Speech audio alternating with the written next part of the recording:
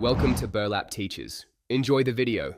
You start by confirming compatibility and collecting essentials: the correct SSD form factor, a screwdriver, and a SATA cable if required.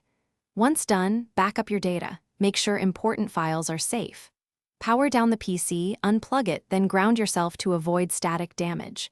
Open the case, locate the M.2 slot or spare SATA bay, and remove any standoffs or brackets. These first steps get you physically ready to install the drive without risking parts or data. You now install the SSD. For M.2, insert the module at a 30-degree angle and press it down into the standoff, then secure the screw. Gentle pressure only. For SATA drives, slide the drive into a bay, attach the SATA data cable to the motherboard, and connect power from the PSU. Once connected, reassemble the case and boot to BIOS or UEFI. Make sure the new drive is detected. If you plan to clone, start your cloning tool now. Otherwise, proceed to initialize and partition.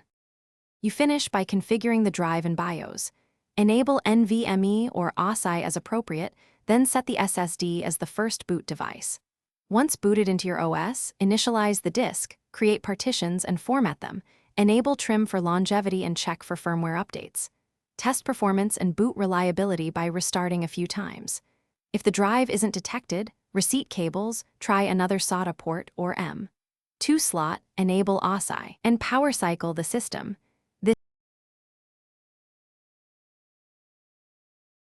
Thanks for watching. Consider subscribing if this video helped you.